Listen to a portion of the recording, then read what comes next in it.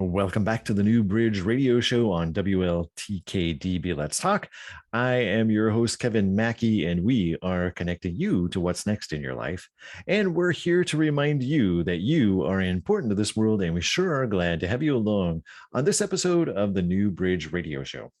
Don't forget, you can watch the show live on our station website. Just head on over to www.wltkdb.com and you can join the chat, meet other like minded individuals, and you can also click on the shop link and check out the WLTKDB merch.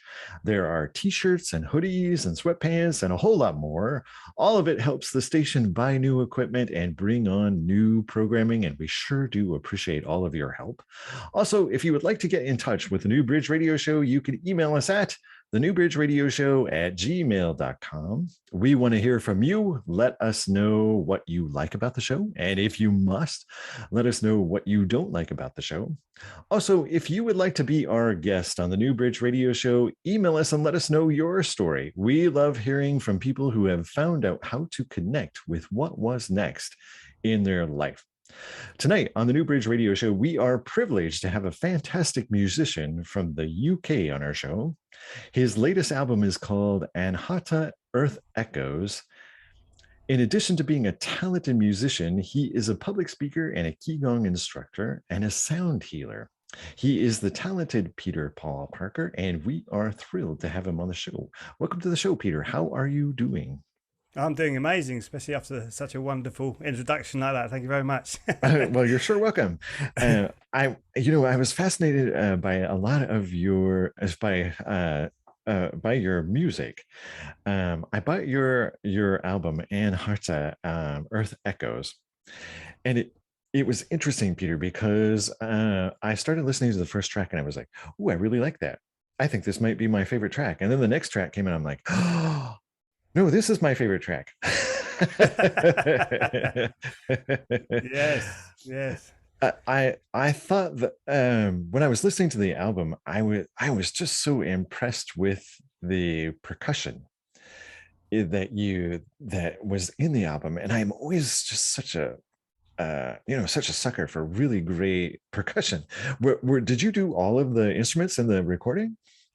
Yes, they are samples, but yes, what I did when I was a professional bass player, I read this book called Funking the Clave because I was really into James Jameson's bass playing, which influenced a lot of my favorite bands like Led Zeppelin and people like that. And it's getting in because you've got the beat, always you've got a beat which is like a heartbeat, and you've got this thing that's just coming in around it, and I just love that because without actually doing anything, it makes your body want to move, and that's Right. what I love about rhythm and a whole percussive thing. So it's just tapping in the rhythm and then overlaying it and tapping it all again over with the polyrhythm over it. So they call it funking the clave, and it's just a wonderful way of expressing music because it makes you want to move naturally. Because if you think about how the world works or how our reality works, it's all vibration. So Yes. that to me it's all about vibration, and the reason for the album was for that. It was actually based on the chakra system. When I first started doing it, it was actually just for my own personal use, to meditate on my chakra. So it goes up the chakra, so you do actually start to feel a little bit elevated as you listen through these first 7 tracks. Mhm. And I remember when I first wrote the first song it was a sacral chakra, the second track I wrote. And I played it to my wife, and she went, "What is that?" And I thought, "Oh my goodness me, is it really that bad?" She said, "This is so amazing." She's going, "This is so different to what I did before." So that's when I put it out for tenure for record labels, and New World Music picked it up and started to. They put it out for me. So yeah, it was an amazing transition from coming from the rock world into that. Vibrational world where it is big, heavy drums, but it's still peaceful and meditative at the same time. And without vocals, but the chanting, you've still got the vocal sort of overtones in it, without it having to distract your mind with words. So that's the idea behind that as well. And it all just came inspirationally. It was quite a different thing for me to do, but I loved it because I loved putting down the rhythms, and that's why I wrote it. Yeah. Absolutely. I looked at the album, and track number 5 on the album is called The Bridge. So of course I had to buy it then. I said, "Oh my gosh, The Bridge!" Because our radio show is The Bridge. It's a sign. It's Yeah, a sign. So yeah, I did buy it, and put it on my phone, and listened to it while I was walking. And what's interesting is most of the tracks are 5 minutes and 4 seconds. Was there thought behind that? Is that intentional? yeah. The whole thing is supposed to be 5 minutes for the last 3, 4 tracks on the album are longer, but yeah, the first 7 tracks supposed to be a 35-minute meditation itself. So 5 minutes is just the amount Perfect. of time I thought would be the right amount of time for me to meditate. And I can do it longer now, but at that time, as I was writing the album, I was only just getting into meditation, and so therefore it was like 5 minutes. Yeah, but Mhm. I did it because it was also a test for me as a musician, because you're writing a piece of music all on the one tune. Because with our chakra system, many people don't realize that it goes up in tone, and it goes from C all the way up to B. So C, D, E, F, G, A. So all the pieces of music for the first 7 pieces of music are actually tuned to the chakras, Mhm. which is why it's so powerful when you listen to it.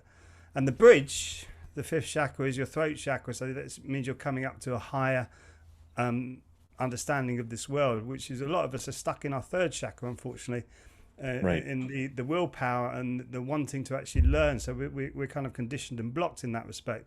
But the bridge, yes, it's the bridge between your physical reality and your actual energetic or spiritual reality, whichever way you want to put it. And that's where that all came from. So it was a step up. And I remember when I first wrote it and sitting there meditating with the album, I was literally felt like I was floating in the middle of the room by the end of the album, and I thought, wow.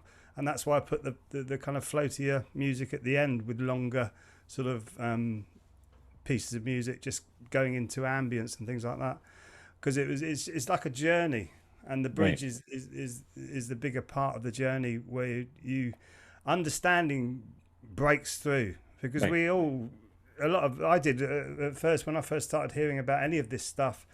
I was very skeptical, and it was sound healing that got me into it, really, with the chakras in particular, because I could pinpoint chakras and whether they were overperforming or underperforming. Because basically, all a chakra is, it pulls in energy, it holds energy, and it gives out energy.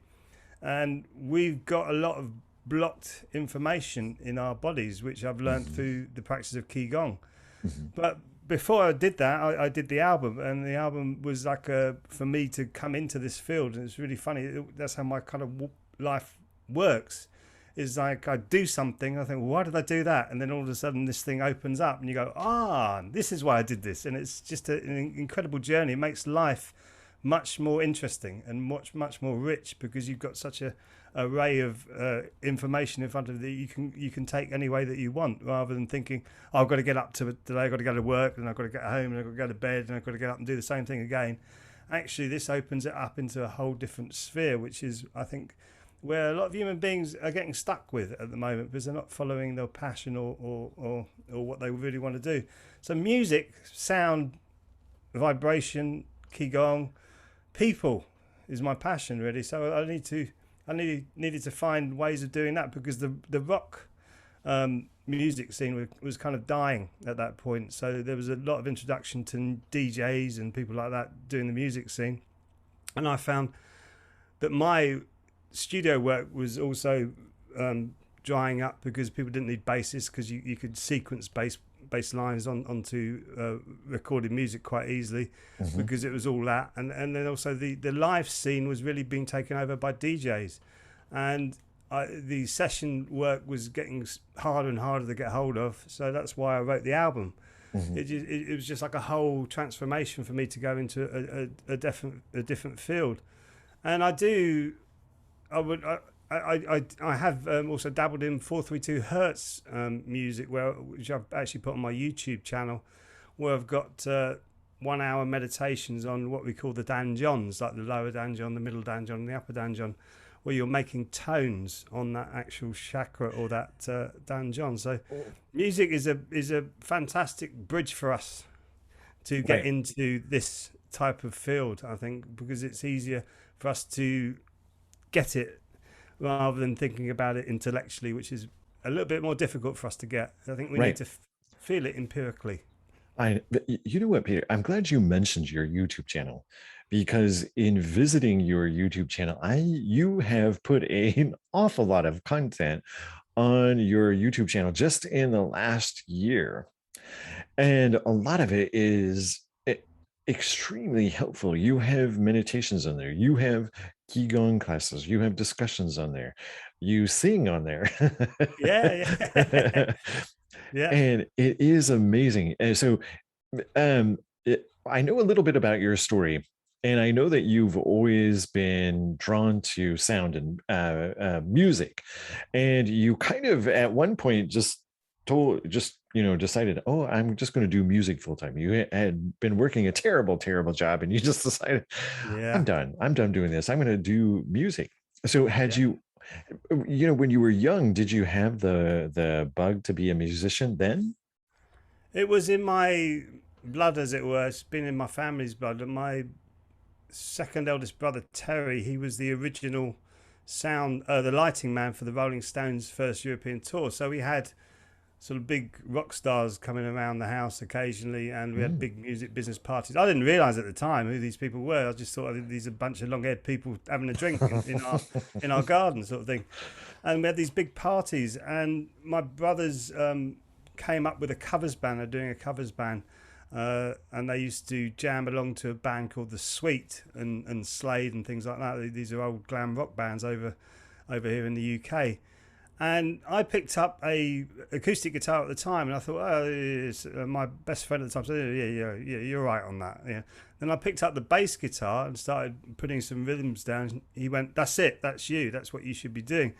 So I kind of was playing about with that for quite a while before I became a professional musician. I kind of went the conventional route and started to go into sales work because it was expected of me because of my education. I was put into a very, what they call a good school. It's good at conditioning you to do a certain job.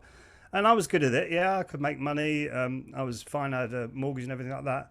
And I was so miserable. I was so stressed. I was so anxious all the time. I thought, yeah, the bank account is loaded, but I'm not really doing what I want to do. And at that point, I was playing in bands, yeah, in pubs and things like that. And I just decided, this is it. Bang! I put the keys back through the newsagent's door, and I just walked out of the job. I walked out of my mortgage, and I said, right, I'm a professional musician. And then I went, ooh, what am I going to do now?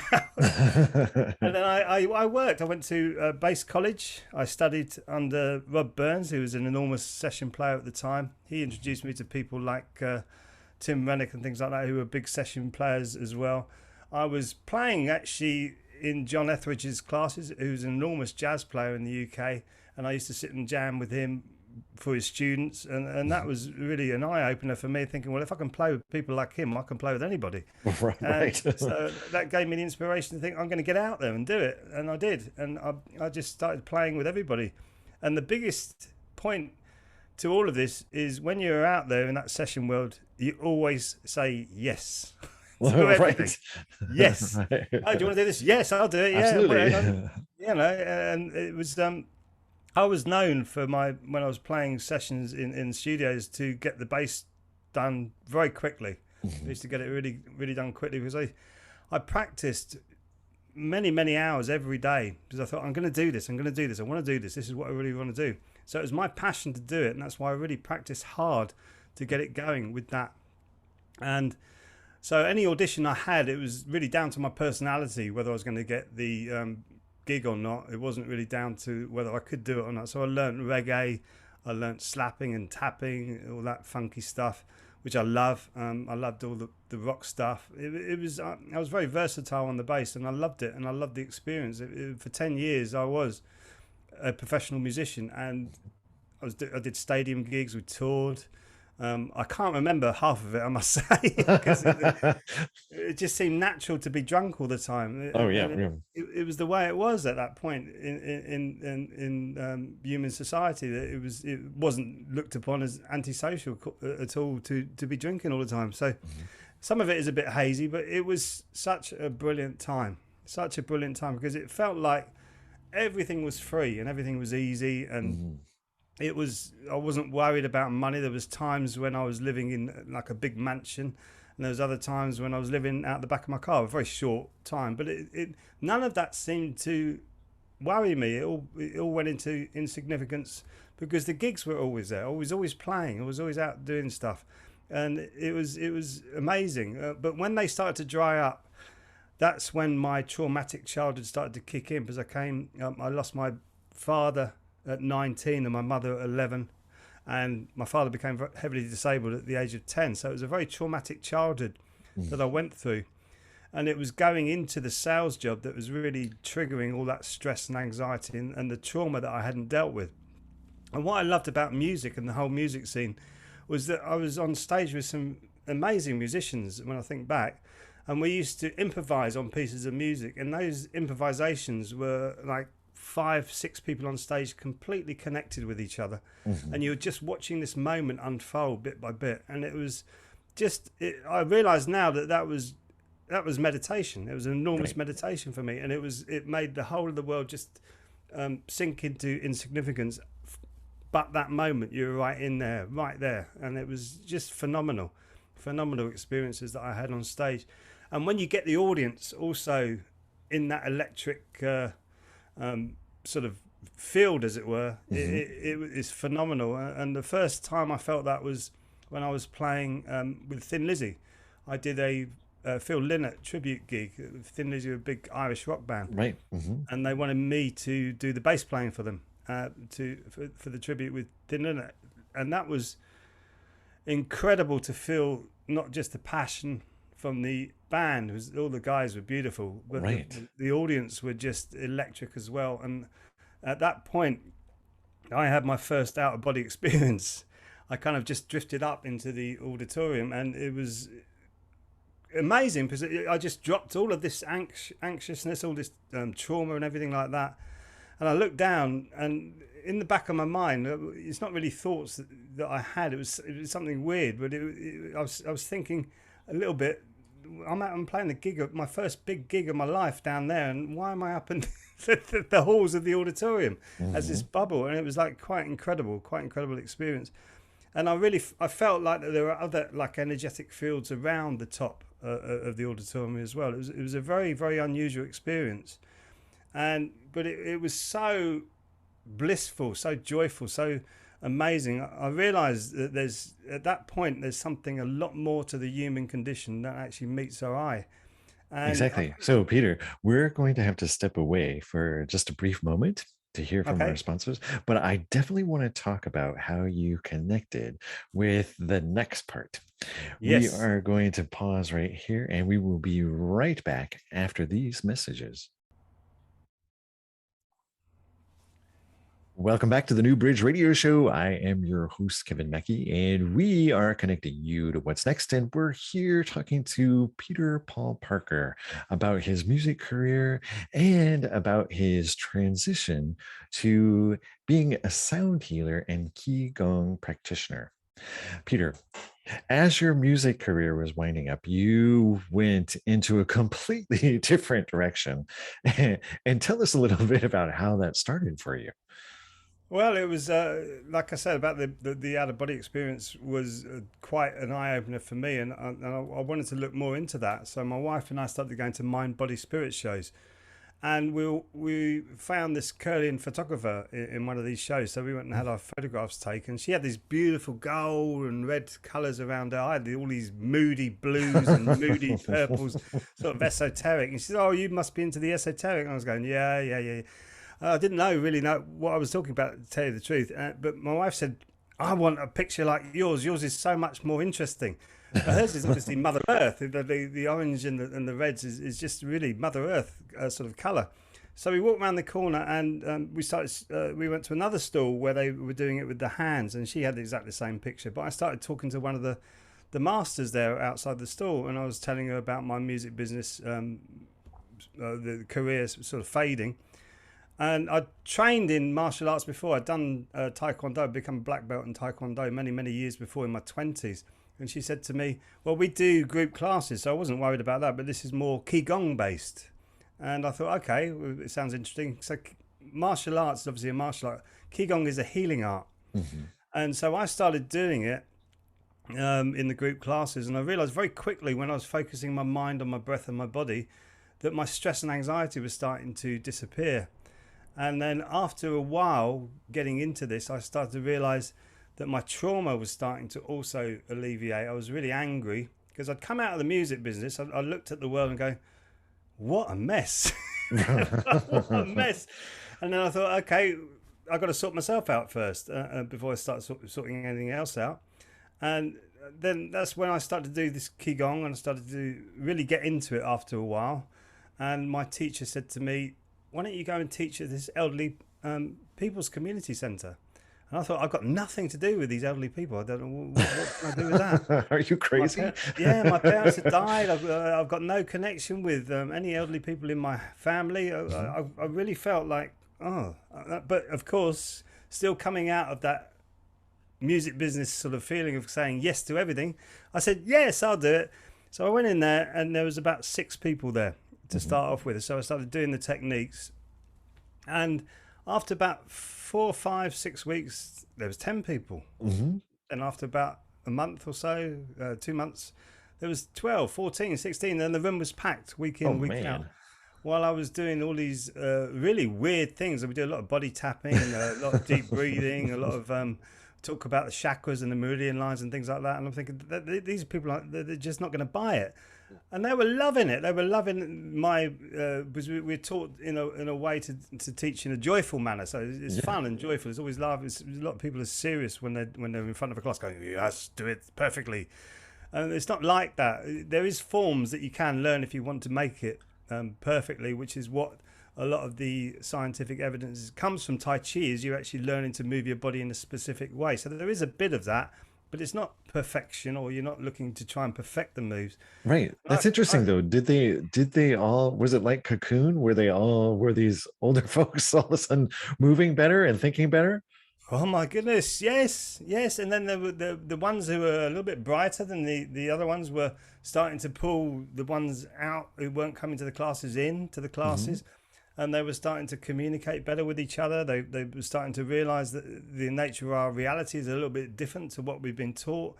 It was a phenomenal experience for me. And I realized that they're just the same as me, but just in an older vehicle. Right. But they've got the same perceptions as me, the same feelings, same thoughts.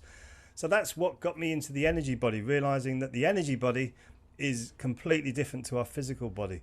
But the energy body is actually as important as our physical body, which is what I suddenly realized working with the elderly people. So right. They were getting some of them with arthritis in their hands when they were doing the hand and wrist exercises. They were starting to open jars again after about 6 months of training. So their quality of life was lifting. Right. And I thought to myself, there's something big in this. There's something really big, and I need to do something with this, because this is what I need to do. I need to be out in front of people because I love performing, but I can't do it with music anymore because it's like the whole scene had changed and it just wasn't happening for me anymore. So I thought, this is it. This is a great way of me actually expressing myself as a human being in front of people to make them feel better about themselves. So all the classes starting to build, and I started doing outside classes. I started to go into schools. I was in a room with about 120 school teachers at one point, teaching them all these techniques to take into their classroom so they could teach the children to start their days with this mindfulness and meditation practice. And their school is absolutely thriving now. They've got wonderful students who are all active, but that's what their head mistress is like. She really wants them to be more mindful. And then I started to do companies. I was going into companies and doing it for companies, and people were saying, yeah, I feel better now. After I've done a session with you, I feel more productive with my work. I feel like I can get on with things better. So this whole introduction to the energy body was like, to me, this is where it's at. This is what I need to be doing. So I started up classes in my local area as well, and I got that up to about 40 people. The height of it in a room, which was quite incredible, about 35, 40 people. And it was just phenomenal seeing people's change through the weeks as they keep coming and they keep coming back, and you see them change. And people coming up to me and go, "This is more than just an exercise class." And Right. yes, it is. Exercise is part of the physical body. It's the energetic body that you're tapping into, Right. is the most important thing. And it's really, we call it the three danjons. I'll just explain them quickly. So the lower danjon is like connected to your second chakra, your sacral chakra. It's about your power and your passion and your creativity, because it's actually, you've got neurons in your lower danjon and your brain. Just so in your gut and your brain, you have neurons that actually connect with each other.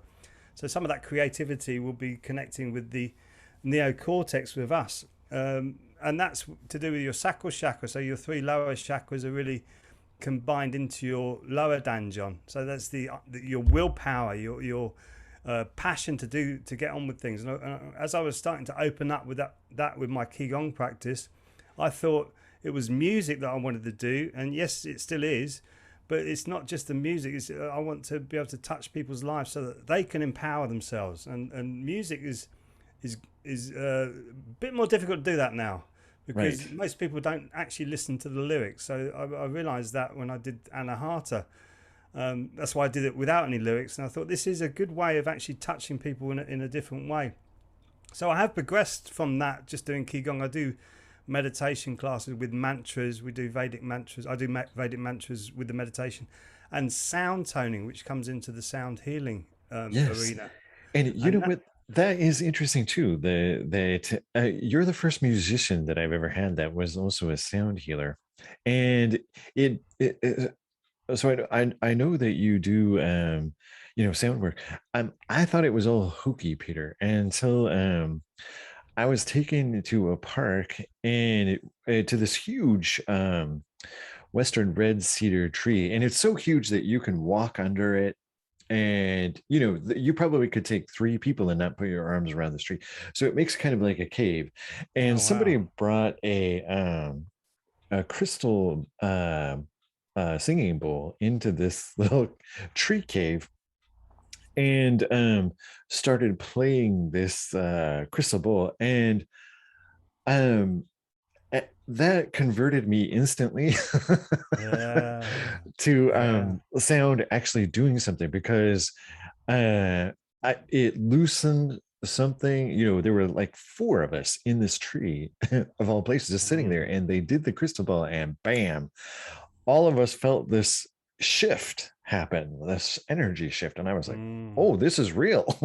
Yeah, yeah, Is yeah. that kind of what you discovered as well? You kind of had an experience like, oh, this sound is doing It, something. yeah, it builds on you. What I did, I trained with Jonathan Goldman with this vocal toning, and I realized quite quickly, because I trained with actually Jackie Raw as well to sing, to get my vocals together. She actually got me into a lot of this stuff with EFT. She used to do EFT, electric emotional freedom therapy, before she did the singing lessons. She asked me never to say that, but I'm saying it now. And I thought this is very unusual, because I'm doing this stuff that puts me right into the comfort sort of healing zone to actually learn how to sing. But yeah, with the vocal toning, I realized that you can rattle your chakras with your voice. And so when you do a low tone, you're rattling the lower chakras, and you can actually go up your chakra system and rattle it with your voice. And when I started doing that, and I realized I'm feeling more powerful now, in a way that, not that I want to knock people over or anything like that, because that's obviously wrong, but just feel more powerful, as in I can talk about this and not feel like I'm a completely lost the plot or gone into like space cadet sort of Right. syndrome.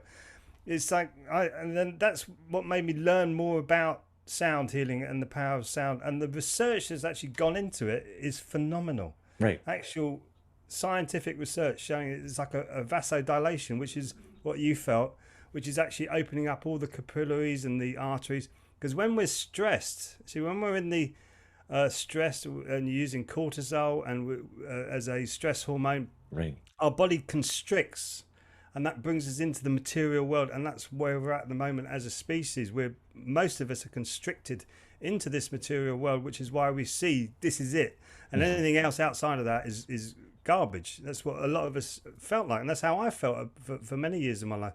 Once you open up into that parasympathetic nervous state, the rest, digest and heal state, that's when you open up to all the possibilities in front of you. And that's a transformation. I went from coming out of the music world into the Qigong world and the sound healing world, was opening up that parasympathetic nervous state, and it just keeps going and going and going. And the other day I was in the middle of a Qigong class, and I nearly started crying because I was just so in love with the whole all of them in front of me, even the people who were annoying me. I was just in love with them. It's just like my heart chakra was opening up so much. It just keeps going. And sound is, I personally think sound is the best way of doing that. Because it's within all of us. We can all hum. For instance, we can all hum. I've got on my YouTube channel, there's a little 5-minute humming section. Actually, it's actually tuned to your root chakra to ground you. But you can sit there and do that for 5 minutes every day, every morning, if you just hum and just focus on where the vibration is in your body. And believe me, I've been doing it now for, I've only put it up a couple of weeks ago. I've been doing it every day since I put it up. And I go, yeah, I feel more connected to the field around me, which sounds weird, but this is our nature. This is where we're at. We are natural beings in this environment, and we are actually enormous natural beings. Right. And once we start to connect with ourselves, you start to connect with the field around you, and therefore you start to open up more, which is possibly what you started to feel, that connection, and that makes you feel more expanded, more open-minded, more curious. I think curiosity for me is what this is all about now. I'm curious. I go, well, how deep does this go? And to me, I'm a bit worried that it just keeps going on forever. Exactly.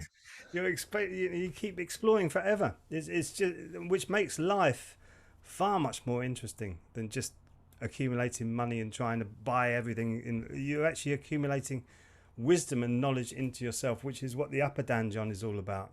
The upper danjon is all about you receiving higher wisdom. And I personally believe, or I believe is the wrong word, I'm personally starting to feel that we're on this planet at this point in time, through more my research from the Vedic scripts and the Tao philosophy, also I've looked into Islam, and obviously I was born in a Christian country, so I've looked into the teachings of Jesus.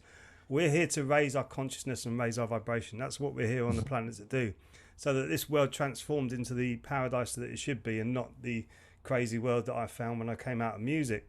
And it's moving. It's moving in that direction. People are having more of these conversations. People are more confident about saying, there's something to this. We've got a chakra system. We've got a meridian system. We can do this. We can change ourselves. We can change our vibration.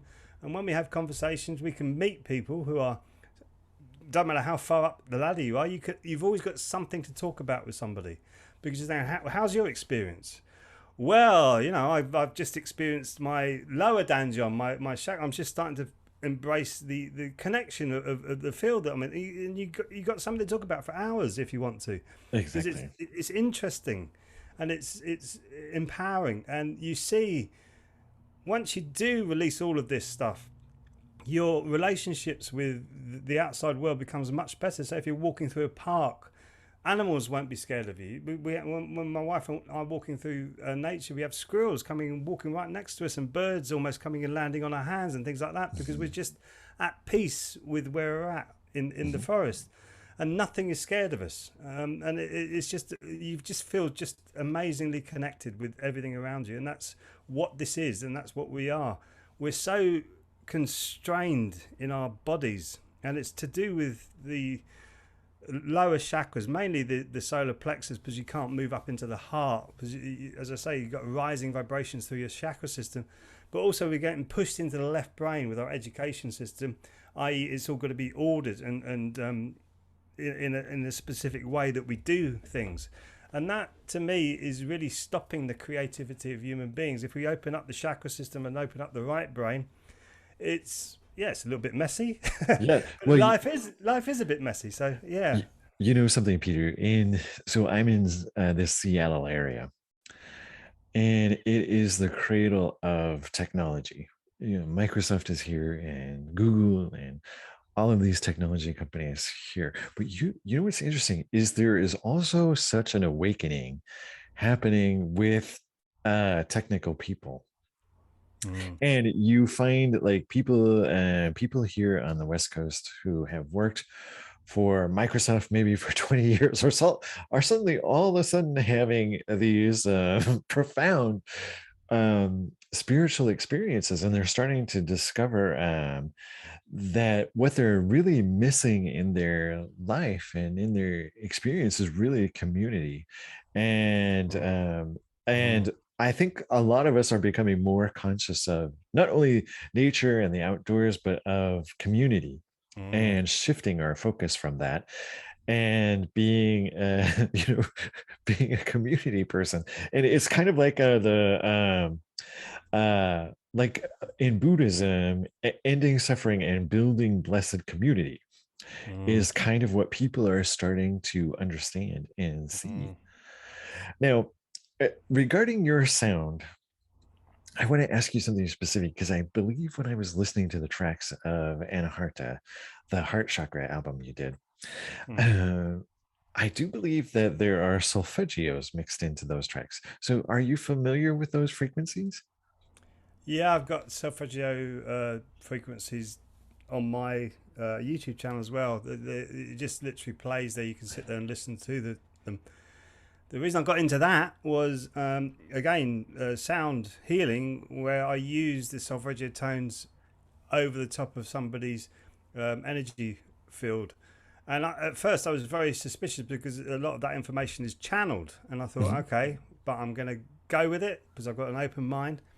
And when I was doing the solfeggio tuning, I would find certain areas of the body where the tuning fork would be out. It literally goes out of tune with the body, and you go, "Oh, here's a problem." You have to keep tapping the fork and keep waving the fork over that part of the body to tune it back up.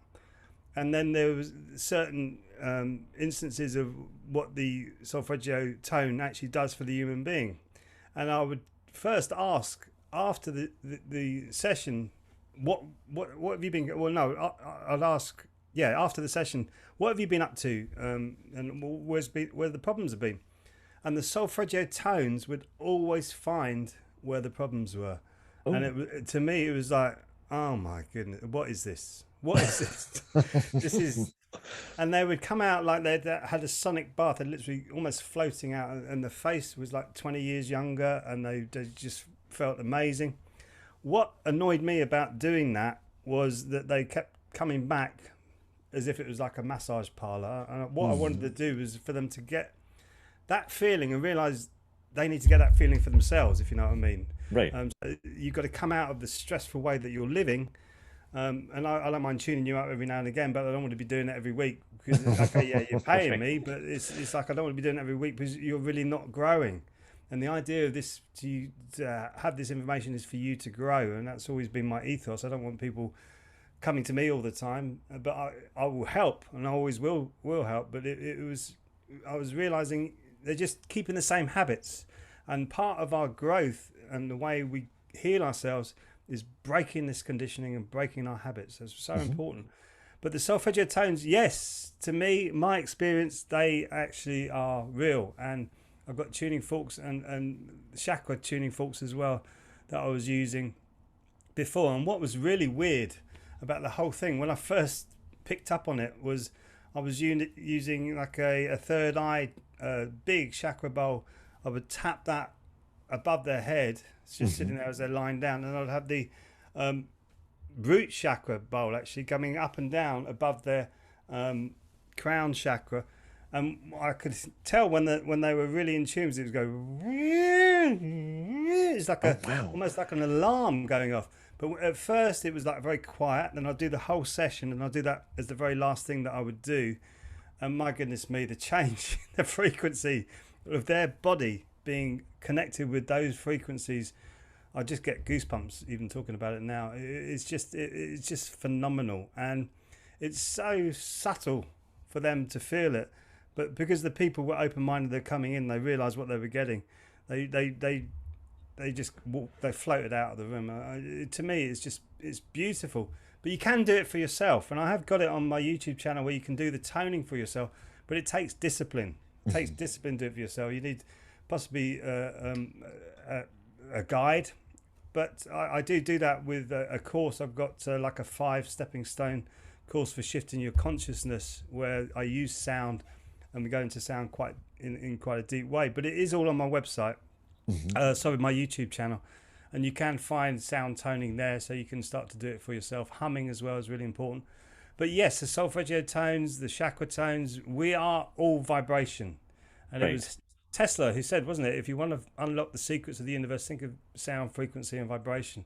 So it's all there. It's us. And which is why a lot of people have a problem with the mind, because the mind's always moving, because everything is always moving.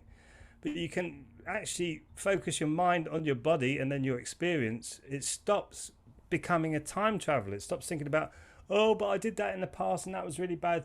That is dragging you down. It's another anchor, or it's pushing you into the future. Go, oh, but if I don't make money, I'm not going to be able to pay that bill, blah, blah, blah, blah. Right. That's another anchor putting you into the future. So you're going into the past or the future with your mind.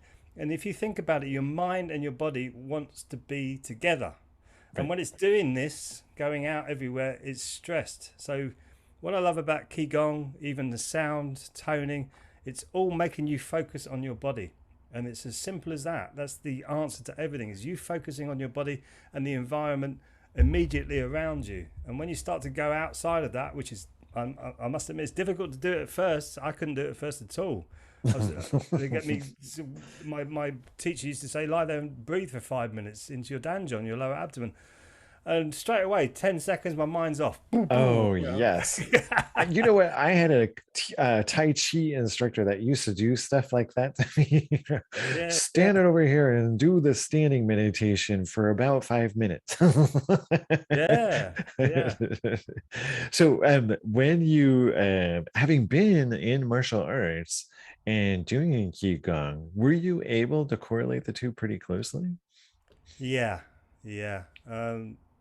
I wish I would have done, if I'd have known about Qigong before I did the martial arts, my martial arts would have been so much better. And I did it as for a way of protecting myself, because of Kingston was becoming rougher and rougher. And I knew how to fight anyway, but what I wanted to do is to learn that peace inside, which is what I did. It was kind of, we were encouraged to read Bruce Lee books, a phenomenal mind, phenomenal trainer. And I read his book, so that after I'd learnt that, I've never been in another fight since I did that training, which was fantastic.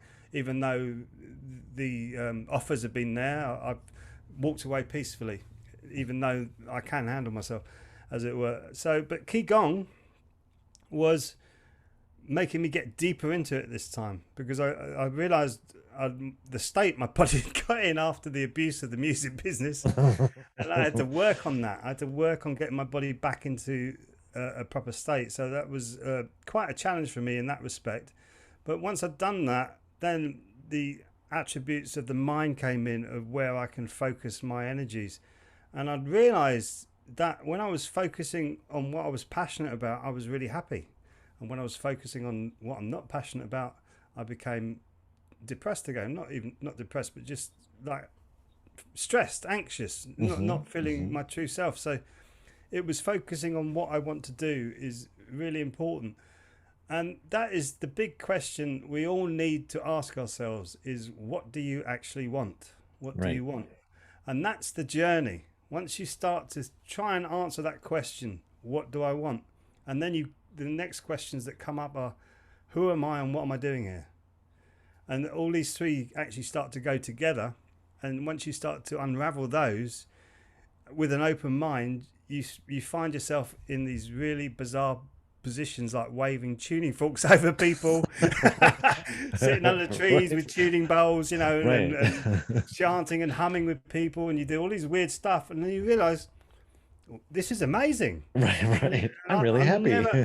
I never ever thought I would be saying this in my life. If you'd asked me 20 years ago, you'd say, listen to this guy on the radio, and it would be me now, I'd have gone, who is this fruitcake? It's like a journey. and it's Dr. Bach from the Bach Flower Remedy said it's like unpeeling an onion. Hmm. You're slowly unpeeling the onion to get to the diamond inside, and that's you. That's your true essence, your true self.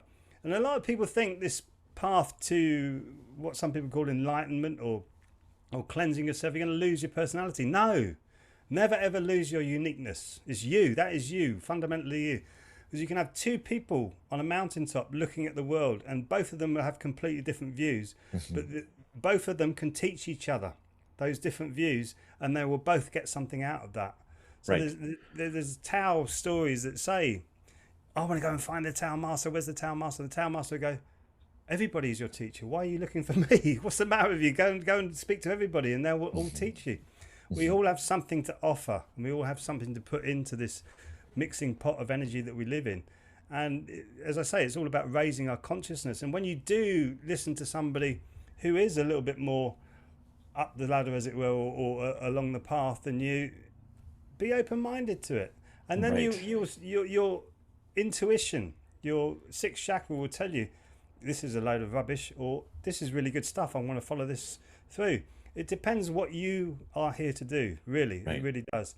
So if it resonates with you, go with it. If it doesn't, don't. And the problem I think with a lot of human beings today is we're resonating with something that we've been conditioned with. So we've had Right. like fame or money, or like this multi-million-pound career or something like that, and we're chasing these out conditions that have come from outside.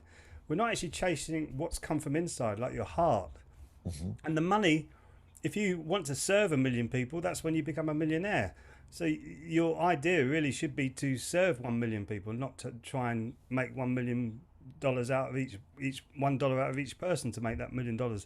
So it's I think I see, like you're saying, that people are changing and they're coming out of these big corporations thinking there's more to this than that. It's not It, about. it really is. And, myself, even before becoming a Reiki healer, and a hypnotist, I was, there's probably somebody listening to this, and I hope you are, that was like me, a chain smoking, drinking, unhappy person. Yeah, yeah, And yeah. and they're probably flipping through podcasts and looking for something but not sure what it is, like, and then here are these two people who were on these paths of where we thought the world wanted us to be. And for me, I could, if you would have asked me 10 years ago, would you like to be a Reiki healer, I'd be like, no. Yeah. And then here it all unfolded, and it became such a powerful thing. And the old way, like the not being able to move and not being able to function as well, that all changed by being willing to become awake and to follow this path. Don't ever forget, anybody who's listening, don't ever forget that your body is absolutely amazing. Hmm. Nothing in the world, all the money in the world, all the technology in the world could not make your body, because your body is not just a physical body, it's an energy body as well. And that energy that comes into we're being bombarded all the time. When we're born, we're starting to heal straight away from when we're being born to when we die. And looking after both the energy and the physical body is so important. And moving, just walking through nature. But that's what I loved about Qigong, is because you can push yourself really hard if you want to. I wanted to become a Dharma master, so I really did push myself really hard to do it. Hmm. But if you want to just do it as a day by day practice, it's just gentle joint opening, but you'll keep on focusing on your body, and you'll learn where there are problems in your body. And everybody's heard of the placebo effect now. You can use your mind to heal your body. It's as simple as that. So I had problems with my knees, they've all gone. I had problems with my lower back, it's all gone. I've got problems with the tension, like irritable bowel syndrome. That's going. That's Hmm. going. I think it's probably something to do with the hot chilies that I eat. I need to But calm down a bit on. I'm a bit passionate about the chilies, I must say, but maybe I've got to calm down a little bit on that. But you can do it with your mind, and exactly. we don't believe that, because we've been conditioned to think that we need to go and get something outside of us again to heal the body, and we don't need to do that. Yes, food is important because you've got all the different colors of the food which give you all these different attributes to your food, which is like the medicine for your body. But breathing for your energy body is so important because it brings you into the parasympathetic nervous state. And if I was to say, do anything to start off with deep breathing. Start off with Right. deep breathing. And Well, Reiki is amazing. Energy healing with your hands is mhm. I studied Longi Vitology, which came from Taiwan, I believe, as well, which is putting your hands on one chakra and placing your hand in a certain area. Much the same ethos. And my wife is actually a Reiki master. She trained with under the Usui lineage. Mhm. Um, Well, Peter, believe it or not, the hour has flown by. oh my goodness me. I have really not mentioned your great website. So, in the few minutes we have left, tell people about your website. There's a lot of information on there, and how do they get there? Yeah, you got it. I've got two websites, two major websites. peterpaulparker.com if you want to work with me one to one. That goes through a webinar of exactly what I do with the 5 stepping stones of shifting consciousness or transformation. peterpaulparker.co.uk is the website where I've got a Bright Beings Academy where you can learn Qigong with me, live classes every week, and also we do group calls. There's also music on there and videos, and you can find all of that on peterpaulparker.co.uk.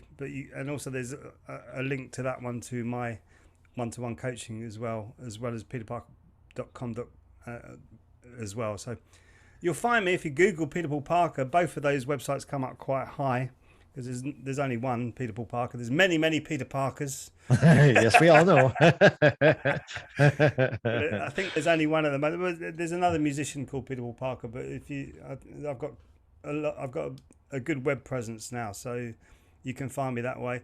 And also, if you want to join the Bright Beings Academy and learn Qigong, please email me first, and I will send you a coupon from this show. So please email me and let me know that you're interested, and I'll send you a coupon with a big discount for the year. Big Per- discount. Perfect. Yeah. Hey, Peter Paul Parker, I can't tell you how grateful I am to have you on the show. And it has been a delight getting to know you and getting to know your music. And I hope people will check you out on iTunes. You can find Peter Paul Parker's album there and you can download it. And you can also find his other album, Stepping Up, as well. And it's got great tracks that you'll like as well. That is going to do it for us here on the New Bridge Radio Show. Tune in next week and we'll see you then. And stay tuned for Todd Bates' Haunted Voices. Take care.